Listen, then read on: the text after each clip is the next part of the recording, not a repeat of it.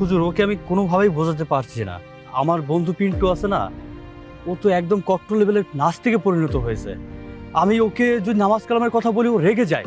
ও কোনোভাবেই হচ্ছে কি আল্লাহকে বিশ্বাস করতে চায় না। নাউজুবিল্লাহ। তো হুজুর, আপনি যেভাবেই হোক ওর একটু বোঝান।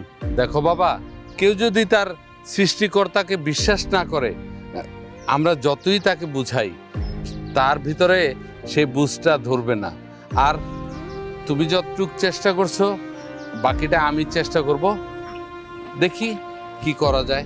ঠিক আছে হুজুর, আপনার কথা একটু ভরসা পেলাম। তাহলে হচ্ছে কি বাদ আসর আপনার সাথে দেখা হচ্ছে ইনশাল্লাহ ইনশাল্লাহ। ইনশাল্লাহ। ওকে, আসসালামু আলাইকুম। ওয়ালাইকুম। কই গো, তাড়াতাড়ি চাটা দিয়ে যাও, আমার বন্ধু আইছে অনেকদিন পরে। তুই লেখাপড়া ঠিকই শিখছিস, কিন্তু সঠিক জ্ঞান অর্জনটা করতে পারিসনি। কেন এই কথা বলছিস কেন? কেন এই জন্য বললাম, এই যে সারাদিন টোপর মাথা দিয়ে থাকিস, তারপর নামাজের সময় হলে যে পাঞ্জাবিটা পরে নামাজ পড়তে যাস, এই সমস্ত করে কিচ্ছু হবে না, বুঝতে পারছিস? সব ফাজলামি এগুলো। মানে তুই কি বলছিস? তোর মাথা ঠিক আছে?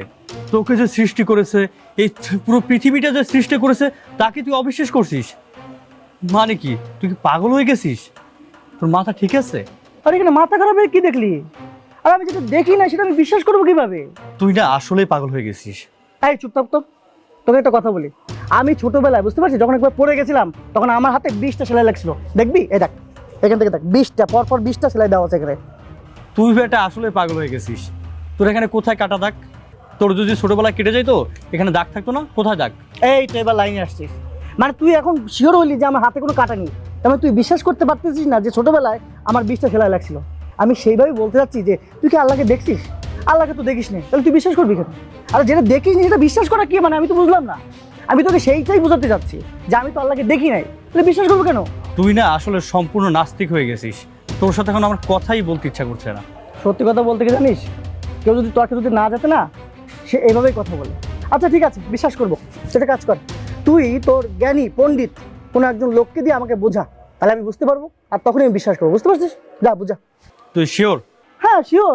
আচ্ছা ঠিক আছে, তাহলে তুই আসরের পর এখানে আসবি। আমি আমাদের ইমাম সাহেবকে ডাকবো। তোর যত ধরনের প্রশ্ন তুই তাকে করবি। আশা করি তোর সকল প্রশ্নের উত্তর তুই পেয়ে যাবি।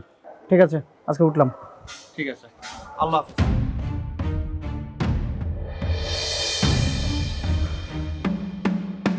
আর কতক্ষণ বসে থাকবো? আমি একটা জিনিস বুঝলাম না। আচ্ছা তুই না কোন ইমাম সাহেবকে আসতে বললি, এতক্ষণ পর্যন্ত বসে আছে, আসার নাম নেই।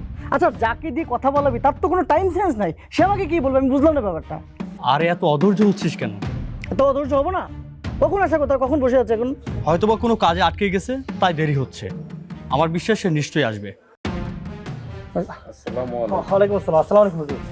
বসেন না, আপনার জন্য অপেক্ষা করছিলাম। এই তো চলে আসছে, বসেন। ও আচ্ছা, তাহলে এই তো ইমাম সাহেব। আচ্ছা ইমাম সাহেব, আপনার তো নিজের কোনো টাইম সম্পর্কে কোনো জ্ঞান নেই, তা আপনি আমাকে কি শেখাবেন? দেখুন বাবা, আসলে আমি এখানে আসতে ইচ্ছে করে দেরি করিনি। আমি যখন এখানে আসার জন্য বাড়ি থেকে বের হয়েছি, তখন রাস্তায় হাঁটতে হাঁটতে হঠাৎ দেখি রাস্তাটা কেমন নদী হয়ে গেল। তারপর আমি ভাবলাম যে কিভাবে আমি এই নদীটা পার হব আর কিভাবে আপনাদের কাছে আসব।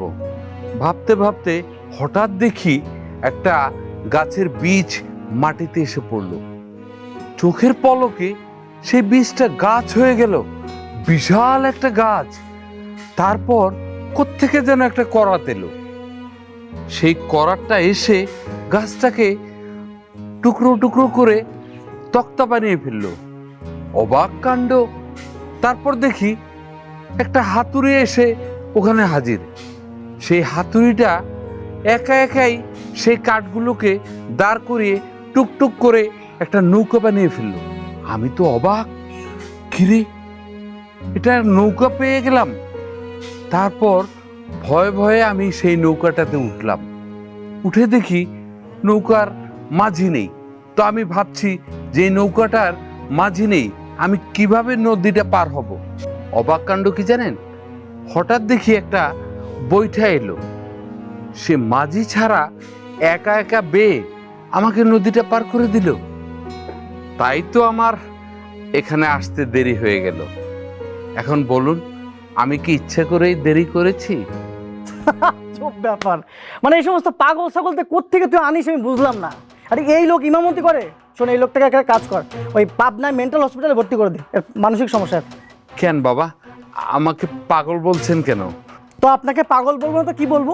আপনি তো আজগুবি একটা গল্প নিয়ে আসছেন এখানে। আসার সময় কি হয়েছে, রাস্তা থেকে কি হয়েছে, নদী হয়ে গেল, আবার গাছ থেকে নাকি নৌকা হয়ে গেল, আবার ওই নৌকা নাকি মাঝি ছাড়া নৌকা নাকি চলে গেল। তো এইসব আজগুবি না? আপনাকে পাগলই তো বলবো। ঠিকই তো বলছি। কেন মাঝি ছাড়া নৌকা চলে না? আপনি আপনার জীবনে দেখছেন যে মাঝি ছাড়া নৌকা চলে? তা কি করে সম্ভব? মেকার ছাড়া নৌকাও বানানো সম্ভব না?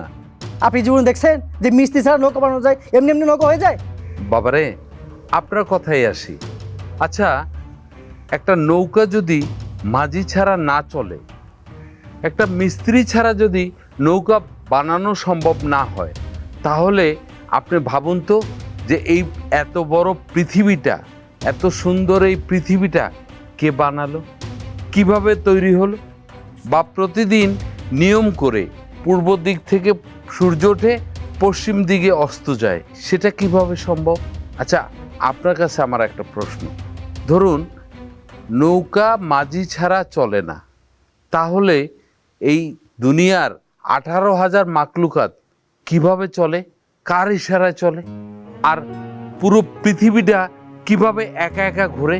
আর একটা প্রশ্ন, একটা মিস্ত্রি ছাড়া যদি একটা নৌকা বানানো না যায়, তাহলে এই পৃথিবীটা কিভাবে তৈরি হলো? বা এই যে আকাশ, মাটি, পাহাড়, পর্বত, নদী, নালা, খাল, বিল, চাঁদ, সূর্য, গ্রহ, নক্ষত্র কিভাবে তৈরি হলো? এটা কি মিস্ত্রি ছাড়াই তৈরি হয়ে গেল? নিশ্চয়ই সৃষ্টিকর্তা আছেন। আর আমাদের ইসলাম ধর্ম অনুযায়ী আমরা সৃষ্টিকর্তা বলতে একজনকেই জানি এবং মানি, যিনি এই সারা জাহান সৃষ্টি করেছেন। হ্যাঁ, আমি বুঝতে পেরেছি। আসলে হুজুর, আমি এতদিন ভুল ছিলাম। আমি কি না কি ভাবতাম। আপনি সত্যি আমার চোখটা খুলে দিয়েছেন। আপনি আমাকে মাফ করবেন প্লিজ। ঠিকই তো, এই একটা মাঝি ছাড়া যখন নৌকা এমনিতে চলতে পারে না, তাহলে তো পৃথিবীর তো কেউ না কেউ চালাচ্ছে। ঠিকই তো। আসলে আসলে আল্লাহ আছেন। আল্লাহ এক এবং অদ্বিতীয়। আপনি আমার চোখটা খুলে দিয়েছেন। আপনাকে অসংখ্য ধন্যবাদ। আমি আজকে বুঝতে পারছি যে আমি এতদিন ভুল পথে ছিলাম। আপনি আমার চোখটা খুলে দিয়েছেন। বাবা, আমি আসলে এত সহজে যে আপনাকে বোঝাতে পারবো, বা আপনার যে এত সহজে বুঝতে পারবেন, আল্লাহ যে আপনাকে এত সহজে বোঝার তৌফিক দান করেছে, এই জন্য আমার খুবই আনন্দ লাগছে, খুবই ভালো লাগছে। চলুন, আজান দিচ্ছে, হ্যাঁ, আমরা সবাই নামাজ পড়ব। চলুন নামাজটা পড়ে আসি। চল। আল্লাহু আকবার, আল্লাহ